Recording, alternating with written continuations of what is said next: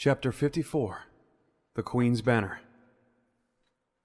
Malon moved gracefully amidst the other dancers as the music played on. She spun, moving in time to the music, smiling as she excited her spin. Link's hand clasped in her own. She was beautiful, Link thought. Beautiful and fluent. Her movements graceful. He wasn't doing half as well as he almost stumbled, trying and failing to keep pace with her graceful stride. It didn't help that he was so tired, his sluggish movement butchering his steps. "Come on," Malon said, sounding breathless. "Try to look like you're having fun." She instructed him slowly, both of them moving to the beating drum. The mood was infectious, and Link couldn't help but smile. "There," said Malon. "That wasn't so hard, was it?" Before Link could say anything, there was a burning sensation on his hand. Then, there was a sudden sharp pain, and Link gasped, clutching his left hand. It was like someone had just sliced a knife through his flesh, the hot steel burning him. He looked down, noticing that the Triforce mark was glowing faintly. Then he felt another consciousness touch his own, and he recognized it instantly. Zelda. The sensation was just like in the Shadow Temple when she healed him. He could sense her emotions and fears surge through him as though it were his own. Panic, desperation. An image flashed in his mind. A man, clad in armor and bearing the red knots of an officer on his shoulders, was standing over Zelda as her voice seemed to cry out in Link's mind. "Help me!" Then it was gone. The image vanished, and Link struck something. No, someone. Fouling their steps and sending them cursing onto the floor. "Link?" came Malon's incredulous cry. "What's wrong? That was milk you drank, right?" Unable to shake off the disorientation from the brief vision, Link stumbled over the person he'd knocked over, landing in an ungraceful heap. "Blood is out!" the man snapped. Link apologized, picking himself up. Before he could offer the other patron a hand, they'd already brushed themselves off and moved away, still muttering under their breath. "Are you all right?" Malon asked, hurrying to his side, her face etched with concern. The fear must have shown on his face, because she added, "Is something wrong? Are you ill?" Link shook his head. "No, He looked at her, unsure how to explain himself. He doubted it would be wise to explain in the middle of a crowded common room. Most of the inn's patrons would probably dismiss the claims of someone seeing visions as madness, but Link didn't want to risk drawing too much attention to himself. "I have to go. I just remembered I left something in the stables." It was a feeble lie. Pain still seared once again through Link's hand. He pushed his way to the door, trying to get through without causing a disturbance. If he was lucky, nobody would notice. Nobody would think he was anything more than a drunk who'd gone past his endurance. Link was so frantic with fear that he didn't realize Malon was alone. She stared at him, her face a mix of bewilderment and hurt. As Link pushed his way through the door, careful not to knock anyone else over, Navi flew to his side. "What's wrong?" Something happened," he whispered. "Zelda's in trouble. We have to find Imba." Navi nodded. She looked startled, but not nearly as surprised as Link had expected. She seemed to accept what he said without needing an explanation, and he was grateful for that. "Tell me what happened," Navi said. Link reached the front door, stepping out onto the cool night air. Navi zipped beside him, waiting for a reply. "I'll explain later. Find Imba. Tell her and the others," Link said. Use the chimney to get inside if you have to. It was spring, so he doubted Impa would have lit a fire in the hearth. Link closed the inn door, the newborn night swallowing the sounds of jolly merriment inside. It was almost as if the people inside had forgotten there was a war going on. Or maybe that was the entire point. They wanted to forget, to waste away these precious hours with the joy they could find. Link started down the steps, Navi flying off towards Impa's house. He'd only just reached the street when the inn door opened, and the merriment inside swelled. It sounded odd and discordant amidst the fear rising in his mind. He knew it was Malon, even before he considered turning around. He half hoped she would go back inside, but she didn't. "Link?" Malon called uncertainly. "Link, what is it?" Link stopped, drawing a deep breath. He couldn't delay. Every passing moment could mean the difference between finding Zelda or arriving too late. Wasn't Darunia with her? He thought. Surely he would have made enough noise to rouse the entire army. Reluctantly, Link turned as Malon caught up to him. "Why did you just leave like that?" "I'm sorry, Malon," he said, and meant it. I don't know how to explain it, but something's wrong. Someone I know is in trouble." "How do you know they're in trouble?" Malon asked. "Is it that thing you carry?" Her eyes moved to his left hand, which Link had been staring at. "Yes, it is," Link answered. "It tells me whenever one of the people who have the other pieces are in danger. Sometimes, I still don't understand entirely how it works."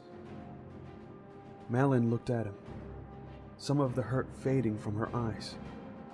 "You could have told me," she said, amongst scolding him. "Is there anything I can do to help?" "No," Link said, more harshly than he intended. If Zelda was in trouble, it no doubt meant Ganondorf was involved. "Damn it," he thought. "I should have stayed with her." He turned to Malon. He didn't want her in any more danger than they already were. "Just go inside. I'll come back as soon as I can." Malon didn't move as she said resolutely, "Let me help." "Malon, you can't help me," Link told her. There were tears in Malon's eyes as she stepped up to him. "You're a brave fairy boy. I'll never doubt that. But you're also stubbornly stupid." Something moved in the darkness. Then Link heard something, the soft sound of boots crunching on dirt. Link turned. A sword glinted in the light streaming out of the inn's windows. Instinctively, Link leaped back, grabbing Malon. He threw them out of the way as a black-class assailant plunged his sword where Link had been but moments ago. Malon, much to Link's surprise, kicked him, sending the man toppling onto the dirt. "Malon, go!" Link shouted as she got to her feet. "Run!" She ran, just as another two people, also clad in black, came into view, but not through the inn's front door as he'd expected, perhaps fearing more assailants might be lurking in the common room. Link, meanwhile, cursed himself for an idiot. He should have seen this coming, and kept the dagger on himself. The first man was back on his feet, his blade slicing towards Link's cheek. Link ducked, the blade missing him by a hair's breadth. And then he lashed out, kicking his attacker somewhere private. The man stumbled, and the Triforce mark on Link's hand burned. Something blossomed deep within him. Without realizing it, Link was channeling the Triforce of courage. It coursed through him, washing over him, pulsing through his body. With it came a sudden surge of energy and strength that made Link feel more alive than ever. Without a shout, he struck the man's sword hand, just as the other two attackers closed in from the side.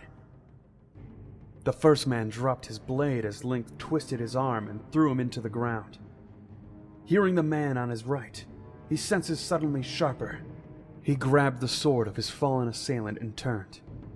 He barely deflected a sword thrust at his heart. The sound of shouts and clanking armor distracted Link's attacker for an instant. Seizing the chance, not sparing a moment of thought for what he was doing, Link plunged his sword straight through the man's gut. Blood spurted from the wound as Link wrenched his blade free. He watched the man slump to the ground, feeling sick. Goddess. Damn it, he cursed. Why? Why were you trying to kill me? They must have been working for Ganondorf. But that didn't make sense.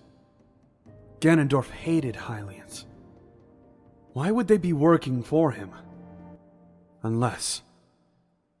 Two soldiers ran into the light, followed by two more men wearing the livery of the Queen's banner. One of Link's remaining assailants rolled to his feet before the soldiers reached him. Reaching beneath his cloak, the man pulled out a knife and charged straight at Link. Link saw the attack out of the corner of his eye, almost in slow motion. He gasped, bringing his sword up to counter the blow. With a faint, wet thunk, an arrow sprouted in the man's throat, its barbed tip embedded in the man's flesh. With a horrid gurgle, the man collapsed. Link looked up to find Malon holding a bow, a quiver clasped loosely behind her. The third attacker ran, quickly fleeing from Malon, only to find himself pursued by more soldiers. Is he dead? Malon asked, lowering her bow. I thought I told you to run, Link snapped. Turning to her, he realized that she'd just spared him from getting stabbed. But he'd seen too many people die on his account. That Malon could have been one of them wasn't a thought he wouldn't consider. What were you thinking? He demanded. I couldn't just leave you, Malon said defensively, seeming unaware that she still had an arrow in one hand. You could have been killed! I know how to look after myself, Link, she retorted. That's not the point, Link said, raising his voice. Hey! They both turned to see Navi had returned. She hovered between them, her arms stretched out as though he might keep them apart. Link didn't miss the scowl she shot in his direction. Link, it was Malon's choice to make, she said firmly. Not yours! Link relaxed, closing his eye for a second as he tried to relieve some of the tension in his muscles. He knew he should not have been so tense. Doing that in a fight could get him killed. It nearly had. I'm sorry, he said quietly, looking at Malon. He sighed, feeling ashamed at his sudden outburst. Before Malon could reply, Impa had appeared behind the soldiers. Despite relying on Riaru and her staff to aid her, she moved swiftly. Zarya carried a lantern, its soft light flickering off her anxious face. Her expression quickly turned to horror at the sight of the bodies. They were followed by yet more soldiers and several horses, including Epona. Link? Zarya gasped. What happened? Riaru strode forward and knelt down to inspect the bodies. His brow furrowed. Assassins, he murmured. I should have seen this, Impa said. I suspected Ganondorf might try to attack us and took appropriate precautions. 3 men here and 2 more were watching my house. Unfortunately for them, I was not in the mood for unexpected visitors. Navi told you? Link asked, briefly turning his gaze to the horses. Impa must have grabbed them in a hurry. Several blurry-eyed grooms were still fixing the last of the saddle straps. Zelda managed to contact Riaru, but we haven't been able to reach her since. Darunia says something has happened, but insists that it's best if we see for ourselves. Those words sent a sliver of ice creeping into the pit of Link's stomach. The others should already be at our tent. Link? Malon had been watching from the side, appearing confused. What's happening? You should head back inside, Link told her. I have to go. I will be back soon. But... Listen to him, child, Impa said gently. Malon looked affronted at being called a child. Dark creatures walk this night. It isn't safe for... Hyrule interrupted her with a cough. Forgive me, but I fear our young friend's affiliation with Link may have already put a target on her back. His expression forbade Link from interrupting. It would be safer if she were to accompany us to the war camp. Impa seemed frozen for an instant before she nodded. Agreed. You could accompany me as a ward, and I would offer you my protection. I already know what happens to those who are offered your protection, Sheikah, Malon said frostily. I will not submit to you as a ward. Link could have imagined the look of shock on Impa's eyes, if she still had them, knowing that few would have addressed her in such a tone. We do not have time to argue. While I urge you to come, I won't force you. You would be well protected, and we have need of good hands to tend the horses. I will come, Malon answered, the coldness in her tone not quite gone. But I do so to help Link, not as your servant. Link opened his mouth to argue, despite being warmed by Malon's words, but Impa cut him off. That's settled then. I will ask Naburu to see to any of your needs, Impa said before turning to the others. Let us be off, quickly! Link helped Saria into the saddle of Impa's mount. Impa brushed off his offer for aid and quickly leaped onto her horse. Malon was already on Epona by the time Link reached her, and he quickly swung himself onto the mare's back. Much to Link's relief, she gave no outcry to riding double. If anything, she seemed to shiver with anticipation as if she too sensed the urgency of their task. We're ready, Hyrule called to him, and Link called back in acknowledgement. Hang on! He gave no further warning as he spurred Epona into a gallop, eliciting a cry of shock from Malon. Be careful! She yelled. Sorry, Link called over his shoulder. They didn't slow down as they charged out of Kakariko and into the camp below. The tent was a mess. Wood from a broken table lay across the floor, splintered and shattered, pulverized by a blow from Darunia's hammer. Blood stained the fur skin rug, which Saria took a disliking to the moment she saw it. The sages, minus their leader, stood in a circle, grimly surveying the scene. Link felt numb. A part of him wanted to believe this was all a dream. A horrible, terrible dream. Darunia growled, clenching his fists. Rudo looked grim, while Naburu just scowled. They had been too late. Zelda had been kidnapped out of the very middle of her camp. One of the guards who'd witnessed the kidnapping finished speaking to the Lord General. I know you said not to let anyone in, sir, the guard said, babbling. But we thought it was you! We didn't even think! His face was pale, and he looked ill. Then this Goron, he gestured to Darunia, said something was wrong! We had no idea! Link felt pity for the man. He looked utterly terrified, as though certain he was going to be punished for what had happened. It wasn't your fault, son. You couldn't have known it wasn't me, Toru said, grimly. Go back to the barracks and get yourself cleaned up. He turned to the other guard, who looked just as stunned as the first. You too. The guards left, looking relieved beyond words that they weren't being marched away in chains. The mages you entrusted with Zelda's care were found not far from here, Toru continued without preamble. All dead, I'm afraid. Poisoned. I'd say that's more likely the work of an assassin than our phantom. It could mean we can expect more trouble from within our own camp, assuming they weren't the same assassins you encountered. It seemed an eternity before Impa replied. So this is what Ganondorf was planning. If you don't mind me asking, Lady Impa, Rudo began, looking thoughtful, why were there no measures put in place to prevent someone warping her straight out of the camp? There were wards in place, Impa answered testily. Whoever kidnapped Zelda was able to counter them. What do we do now? Sari asked quietly.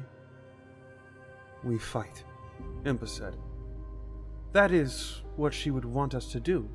We have come so far, and I'll be damned before I let Ganondorf undo everything we have worked so hard to achieve. There were cracks in the Sheikah's normally stoic countenance as her voice shook with barely contained anger. I am sure we all share your sentiment, Ruta said calmly.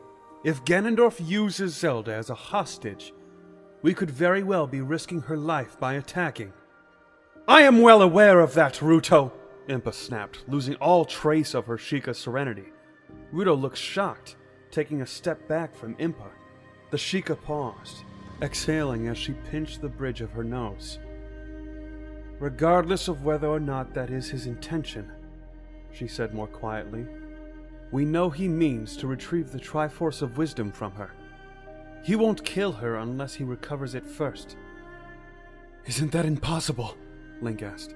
She'd never give it to him willingly. There are ways to make someone willing, Link, Noburu said grimly.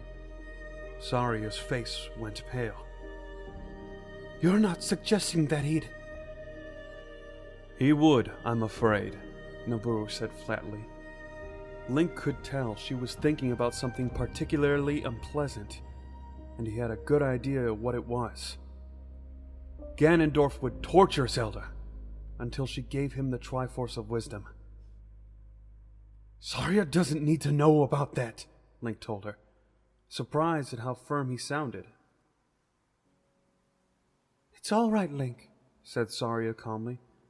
It's nothing I don't know about or haven't seen before. Those words pained him. What horrors had she and the other Kokiri witnessed in the Gerudo camp?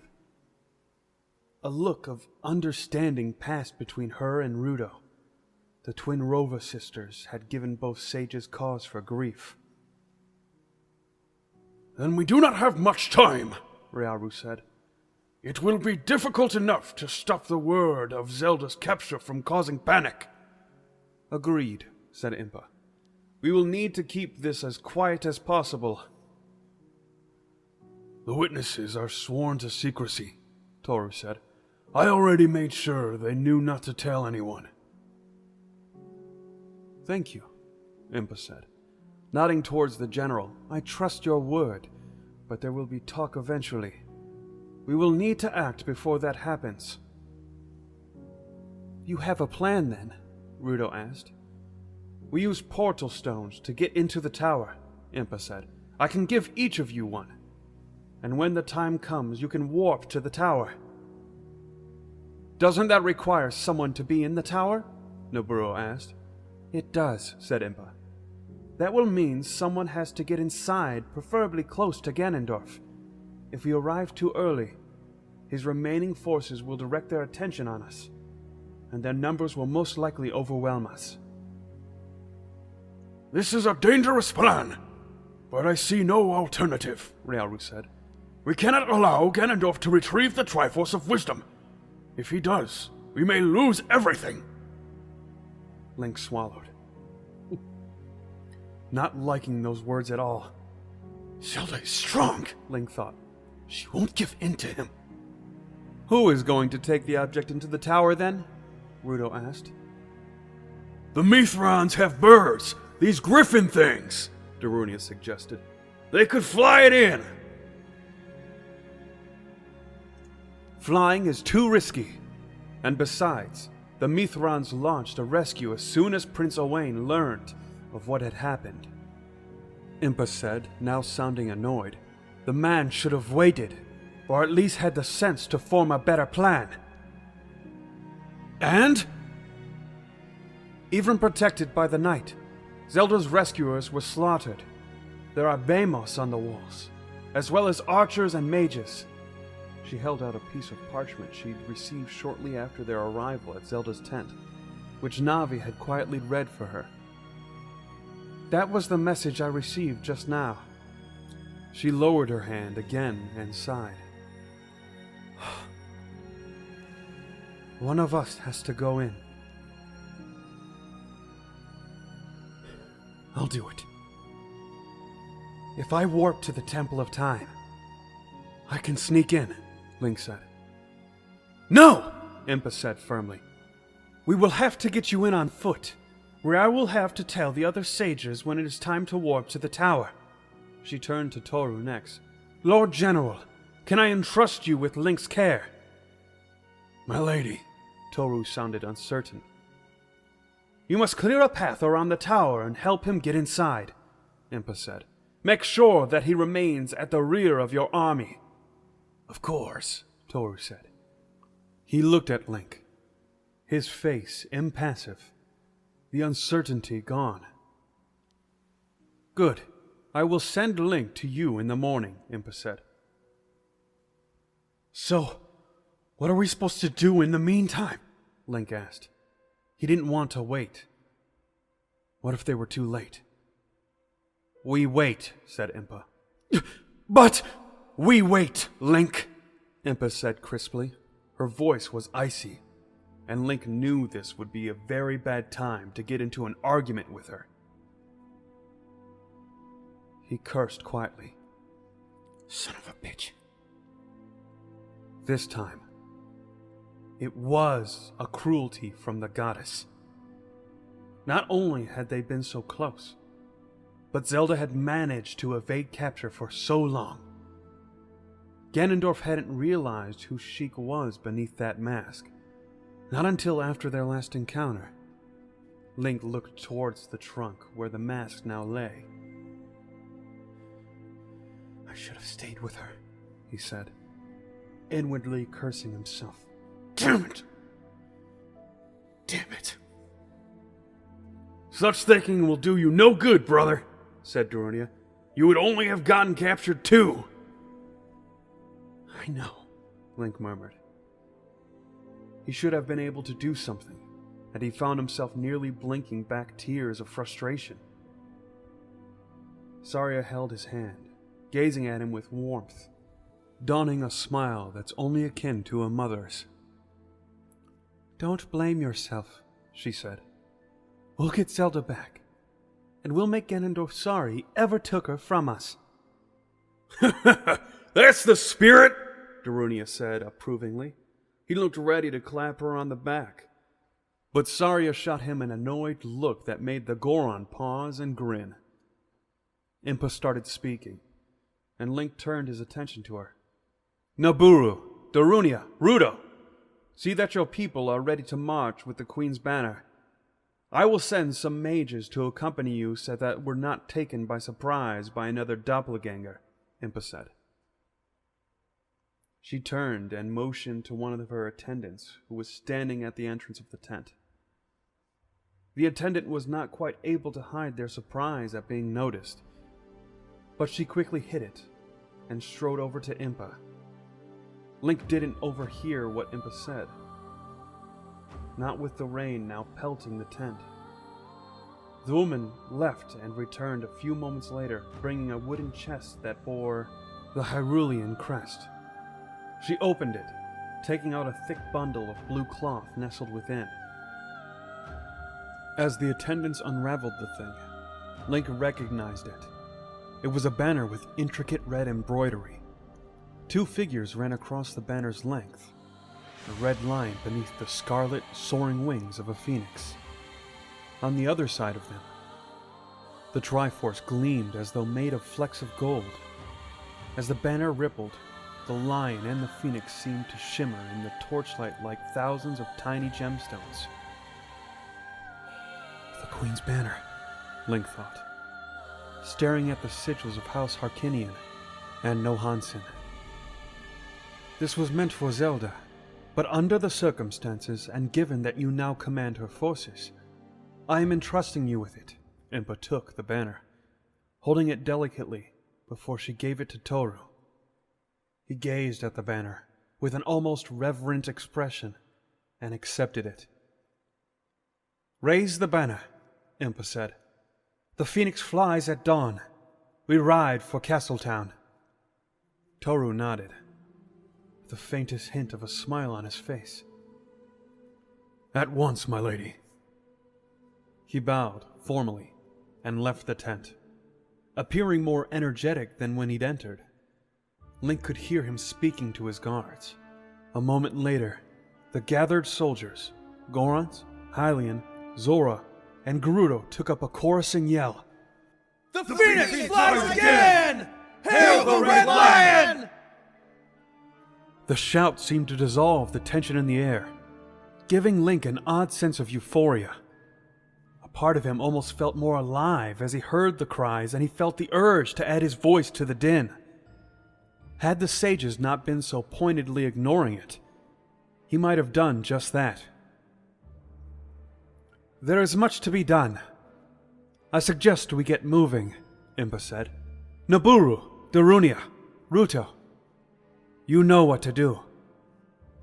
Of course, Darunia said. The others all voiced their agreement and then made to leave. I'll see you soon, brother, said Darunia. I expect you to be showing these younger Hylians how to fight properly. He chuckled, and then gave Link a gentle pat on the back. Even then, Link still had to brace himself in order to avoid landing on his face. "Thanks, Darunia," Link said, forcing himself to smile at the Goron's jovial tone.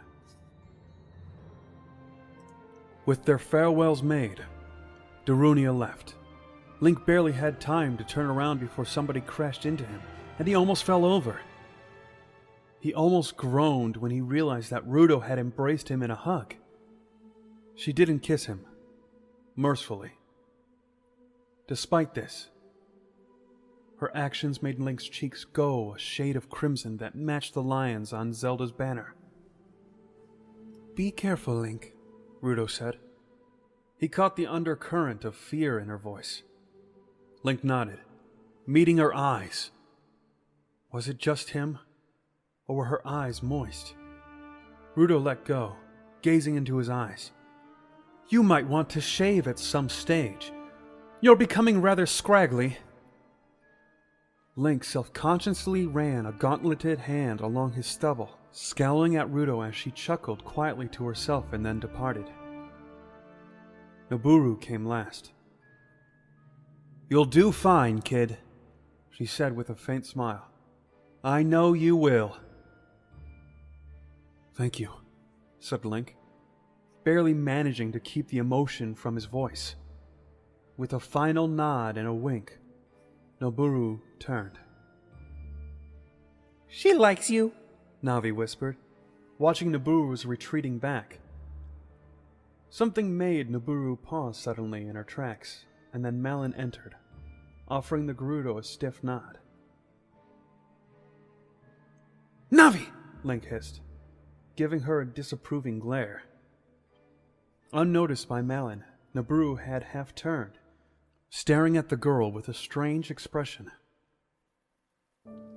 "She knows," Link thought. At the very least, Nabooru suspected something about Malon's visage, a subtle similarity at least.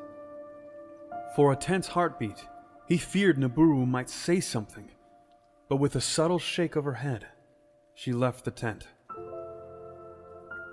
"The horses are ready when you are," Malon announced, her eyes straying to the wreckage. Having seen it earlier, she wasn't surprised. Then Ryaru placed a hand on Link's shoulder. Come, Link. You need to rest. Impa has seen to our accommodations. How could he sleep now? Link wondered. Knowing that Zelda was captured, she could be dead already for all they knew. unable to call out to them for aid. He sighed, pushing aside the grim, despondent thoughts aside. It was getting harder to do since the Shadow Temple. It was like the temple had left a stain, a mark upon his soul that would never wash out. Link shivered, realizing the necromancer had used those words once. Link left the tent, headed to where Malon had left their horses, and made the short ride to the tent that was prepared for them. It took Link forever to get some sleep. He lay staring up at the canvas of the tent, listening to the rain pounding against the fabric and Malon's soft chatter with Saria. They'd tried to get him to join in, but too tired to do so, he just opted to sleep instead. He lay in a cot, using a cloak from his saddlebag as a blanket. Tossing and turning in his blanket, afraid of what the morning would bring, he was surprised to hear the soft, gentle notes of an ocarina. It was Saria, playing the soft, tranquil tune of a lullaby. From somewhere within the recesses of his mind, he recognized the song. It was one of Saria's favorites, one she'd played for him many times in his childhood. "Good night, Saria," he thought. "Good night, Malon." His eyelid drooped, becoming heavier with the soothing melody. As he listened, he could almost imagine he was back in the forest, back in his home, listening to the chirping insects and the wind whispering through the trees. Link? Lost in that place between sleep and awareness, Link stirred, wanting nothing more than to sink back into his slumber. Hey, fairy boy! It's time to get up now! Malon's voice came from afar, her voice like a beloved song heard from afar. It tugged at him, forcing away any thought of respite. Fairy boy? Saria sounded slightly amused. It's what she calls him! Navi answered from somewhere nearby. It's kind of cute, Saria said, a soft note of amusement in her voice. I like it. Thanks? Came Malon's voice. Too groggy to be embarrassed, Link opened his eyes to see Malon and Saria standing close by, looking at him. It was not dawn yet, but outside Link could hear the distinct chatter and noise of an army preparing to move. Sorry, Malon said without sounding apologetic. I was all for letting you sleep in a bit longer, but Saria here figured you might be embarrassed if you were caught sleeping in. Her smile slipped a little. Everything's ready. Or, as ready as it can be.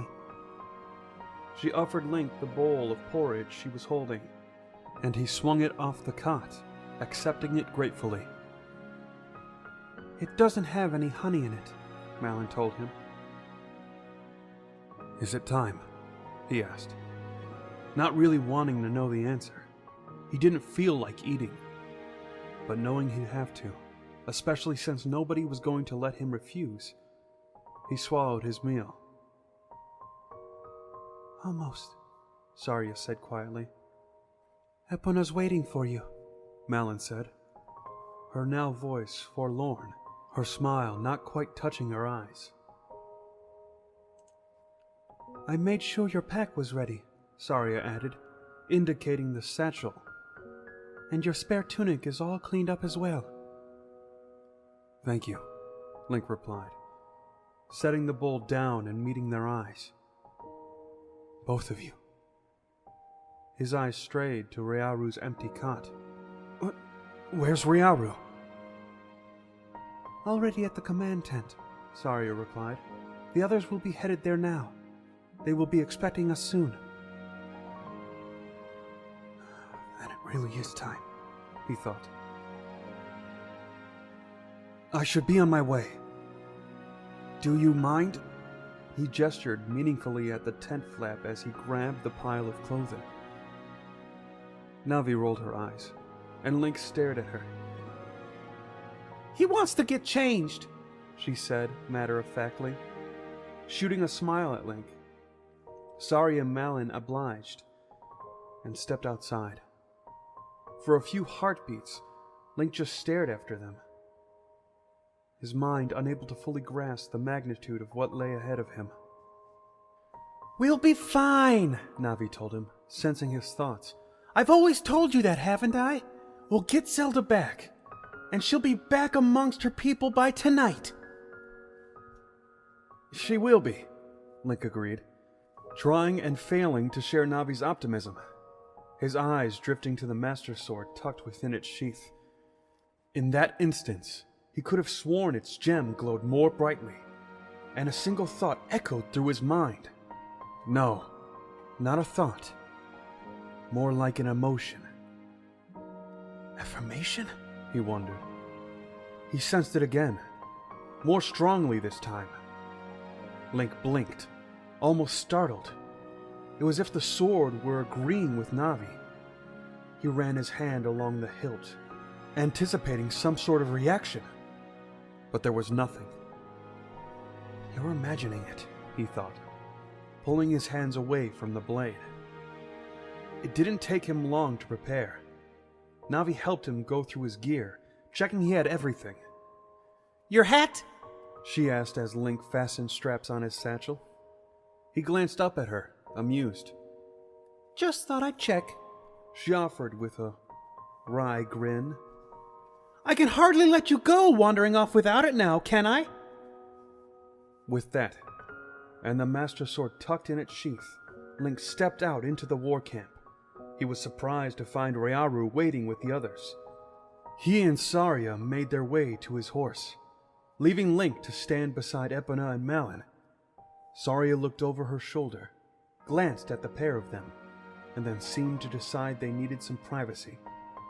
Not that the middle of a crowded war camp was private. She busied herself in conversation with Ryaru, giving Link a moment alone. Do hurry up, she told him. I don't think we can hold up the entire army because you were late. When she zipped off, Link turned to Malon. Stay safe, fairy boy, she said, her sad smile cutting at his heart. You do realize that I have to stick a sword through someone, right? He asked almost jestfully. That's not my idea of safe. His words earned him a reproachful stare. What? He asked innocently. It's true. You know what I mean, Malon admonished him. Just make sure that when you're done... Malon, Link tried and failed to cut her off. Just... One warm hand brushed his cheek. Make sure it's a song to make a minstrel proud, Link. I've seen you come back from the brink of death before. I don't think most could have survived what you did. Link tried to stare anywhere but into her face. Yet despite this, her eyes seemed to draw all his attention, willingly or not. If anyone can do what needs to be done to save Hyrule, it's you.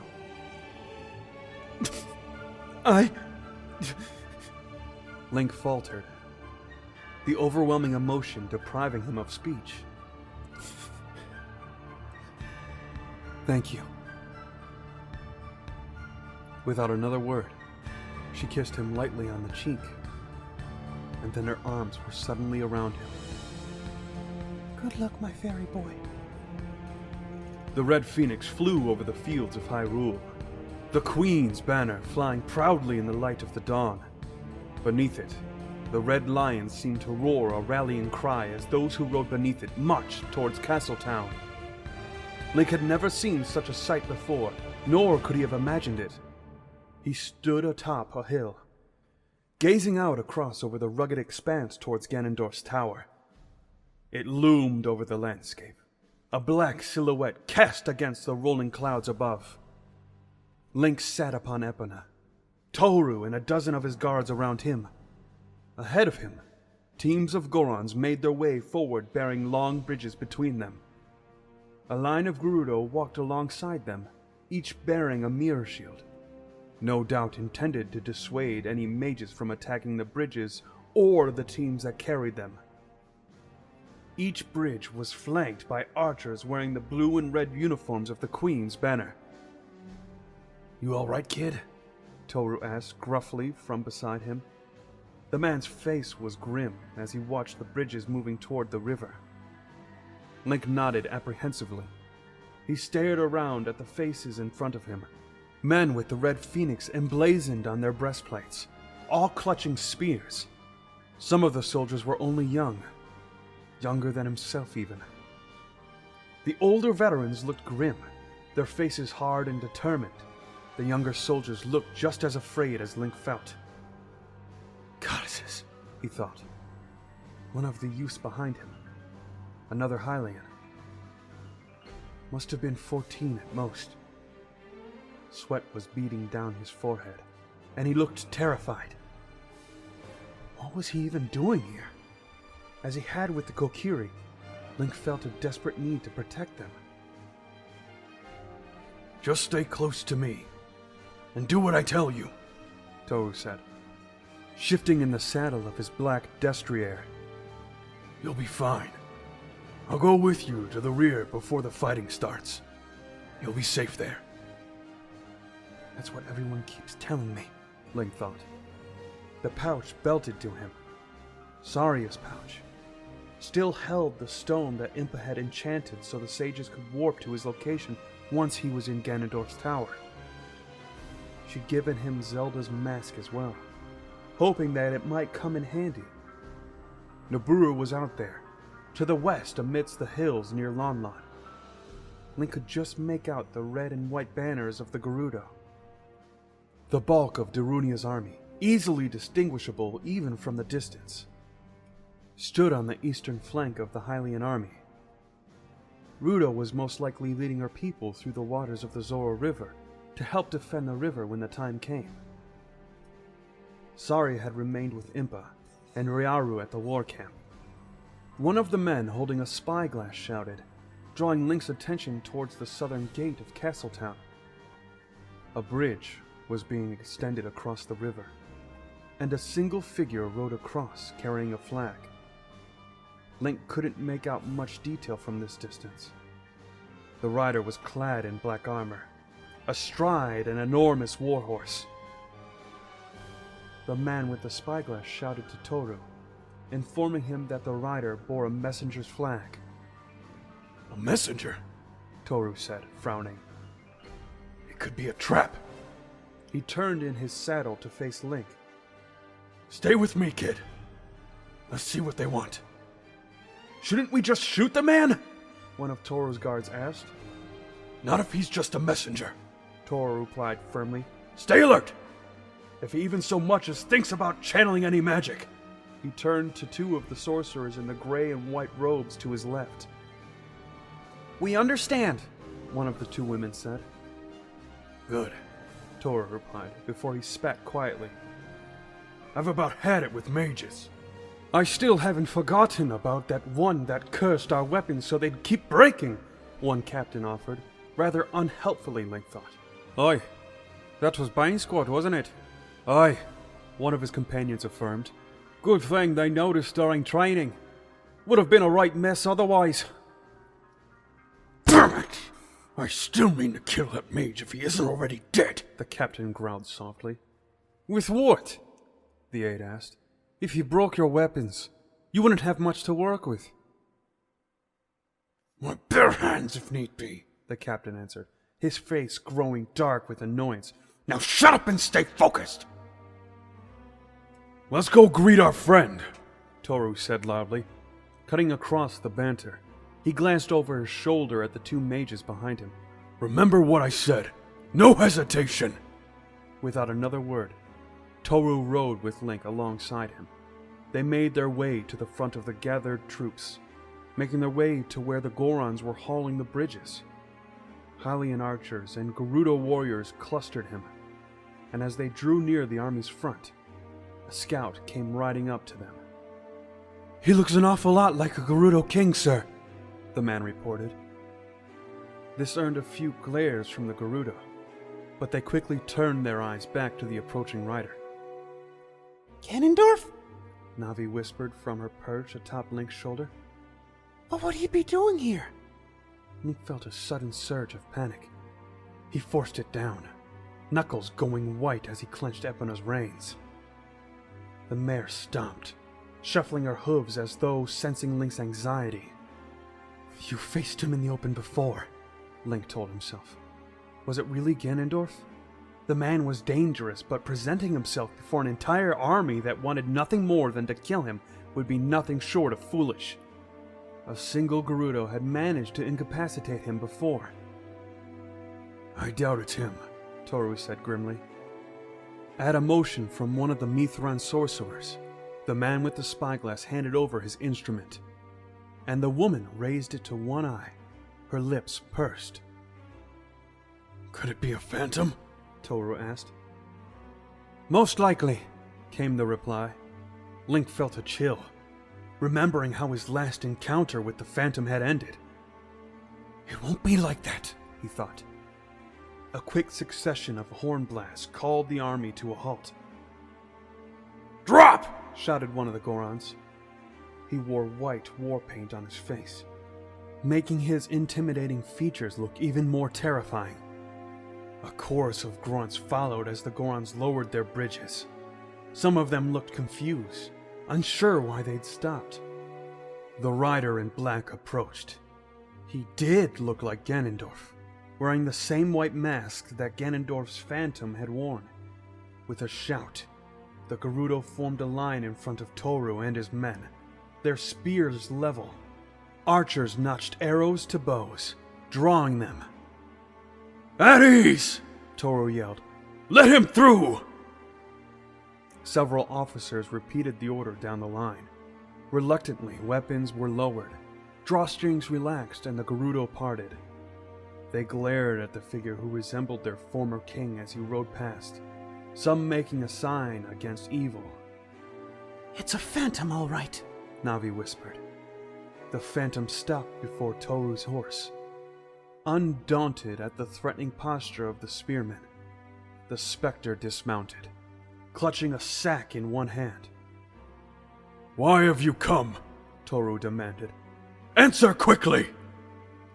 I bring you a message from my master, the phantom declared, in that same cold voice that Link knew all too well. His heart beat frantically in his chest, as every last ounce of warmth left him. It looked just like the creature that had almost killed Saria.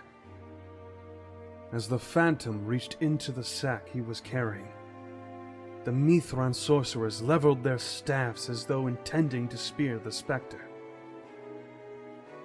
The phantom withdrew his hand from the pouch, and Link gasped as it rose a familiar object above his head, for all to see.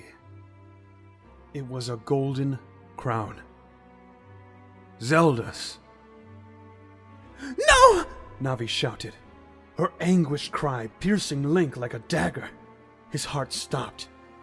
No, he thought. No, it can't be. She couldn't be dead. Surely, they'd know if she was... You failed, a voice said in his mind. You failed her. Link reached for the Master Sword, his blood boiling. Don't! Navi hissed. Link moved his hand away. The phantom stared, almost goading Link. Your queen is dead, the specter declared. Your goddesses have forsaken you. Surrender and worship the one true Lord of Hyrule. Then perhaps he will grant you mercy and a place within his realm. The specter tossed the crown to the sodden earth and spat on it. Angry murmurs and shouts arose from the crowd behind them. Toru's eyes were like fire. His jaw clenched. Steel sung as it was drawn from its sheath, and Toru pressed his mount forward. And I have a message for your master, Toru declared loudly, lifting his blade high. With one quick stroke, He swung his sword straight through the phantom's neck. The demon fell, black ichor splashing onto the ground. "So much for not shooting the messenger," one of the sorcerers behind Link said dryly. Link barely paid any notice. He was still looking at the crown. Mud was splattered across it, smearing its surface. Toru retrieved it, holding it gently in his hand. "It can't be true," one of his men said, ashen-faced. "Whether or not it is," Toru said, his voice shaking with barely contained rage, "Ganondorf just pissed off the wrong man." "Likewise," Link added. "Then it's time we killed these bastards," Toru growled softly. He remounted his horse, and at a signal, the Gorons raised their bridges again. "Sir!" a man shouted to their left. "The Blin! They're moving!" The man was pointing towards the southern gate. A mass of figures, some riding upon boars, were crossing the lower bridges. The mass of creatures resembled a great black serpent, slowly uncoiling as it moved into the open expanse of Hyrule Field. "It's going to make getting the bridges across the river more difficult," said Toru. "Prince Owain's men should almost be at the eastern gate. That just leaves the other armies to attack the north and western side." He turned to the messengers gathered around him. "Pass my word to my officers." He looked back out over Ganondorf's army amassing by the river. The messengers withdrew parchment and pencil from satchels to relay Toru's orders to his officers further along the column. "Today," Toru began, "we fight not for riches, or for the games monarchs play, or just for the glory of Hyrule. Today, our fight is one that will determine the fate of nations and our world. Here stands an enemy more powerful than any force has seen in millennia. The goddesses gave us the means, the hope, by which to defeat the evil that plagued their land. They will do so again. We will see miracles before this day is done." Toru paused, his messengers continuing to scribble down his words. When they nodded, he continued, "Make no mistake. Our battle is not yet won. While the tyrant still sits upon Hyrule's throne, the curse upon our realm remains. We fight as one, united. Such a feat has not been accomplished in years. Today, we will show Ganondorf why Hyrule is a force still to be reckoned with. We will not whimper, nor cower, while he slaughters our people. We will not flee. We will stand.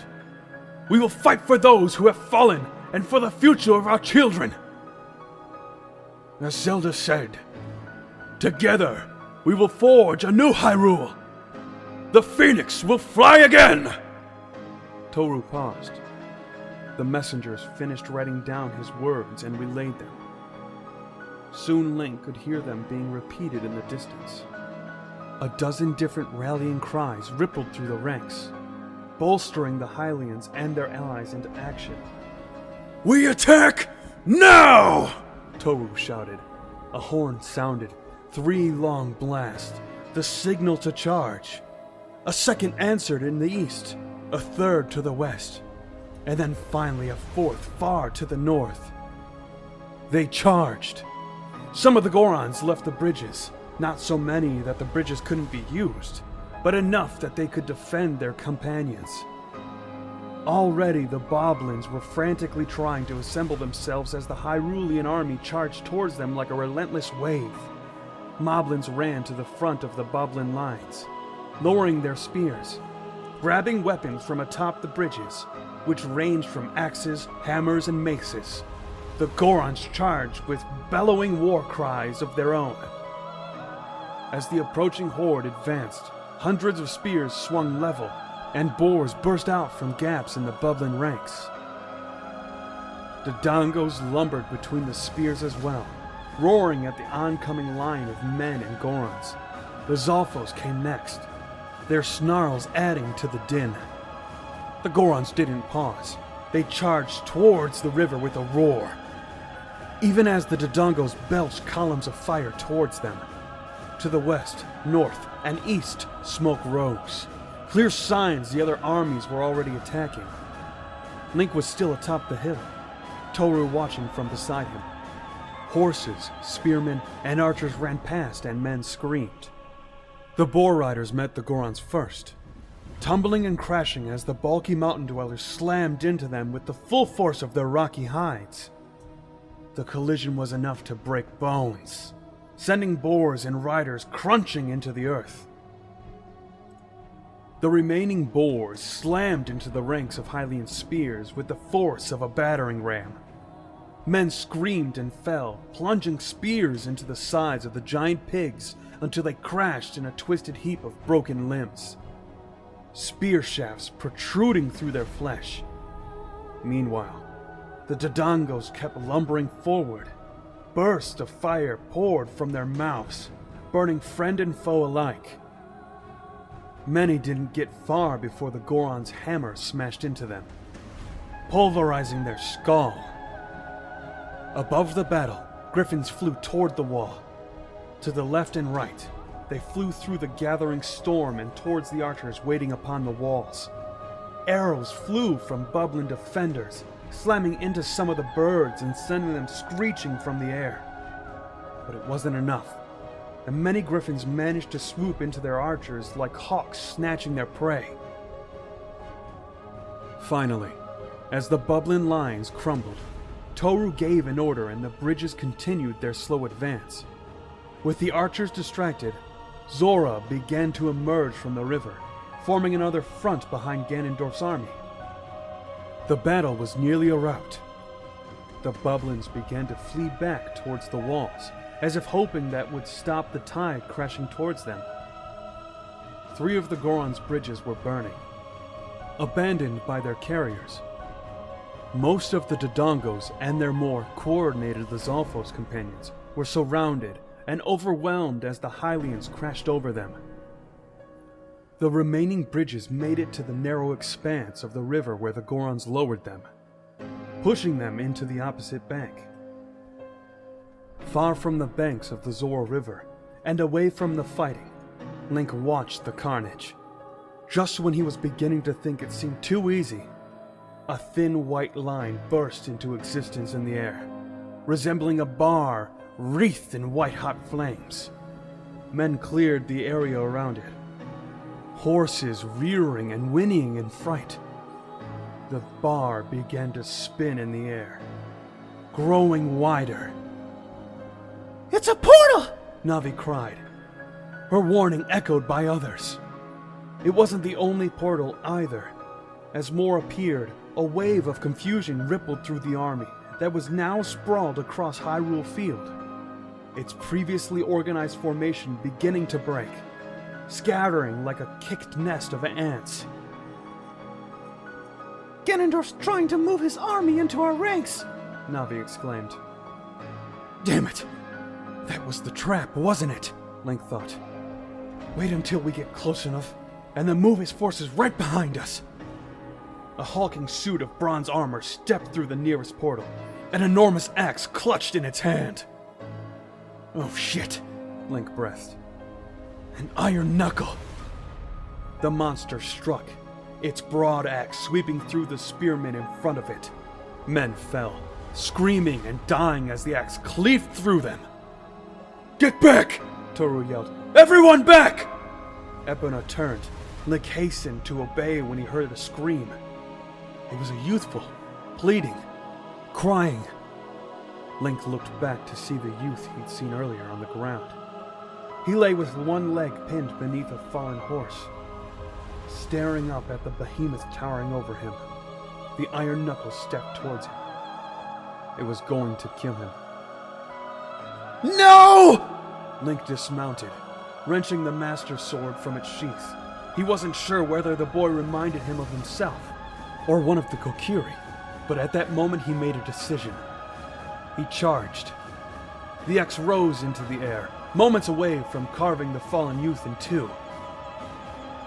Link charged forward, even as Toru swore and yelled for him to get back. Hey! Link bellowed, running fast as he could towards the massive suit of armor. The Iron Knuckle paused, looking up at him. A deep rumble came from its throat. It was chuckling. With one swing of its axe, the Iron Knuckle knocked the Master Sword clean from Link's hand. The blade went flying into the dirt. The axe came at him again. Link dropped to the ground, feeling the wind of the axe pass by. He rolled, reaching for the first weapon he could grab. He clutched a fallen spear, noticing the boy staring at him with an expression halfway between terror and awe. The axe cleaved through the air again. Link leaped aside, looking for some way to attack the Iron Knuckle. He looked for a crack in its armor, a gap between the joints. Then he saw it, just as he ducked beneath another blow from the axe, his heart hammering in its chest. The visor slit. This is for Zelda! He roared. Link ran forward. The axe swung again. Reflexively, Link ducked, allowing the weapon to pass over his head. The beast bellowed in frustration and Link ran, jumping and spinning in the air. The Triforce mark on his hand burned as he slammed the spear straight into the Iron Knuckle's eye.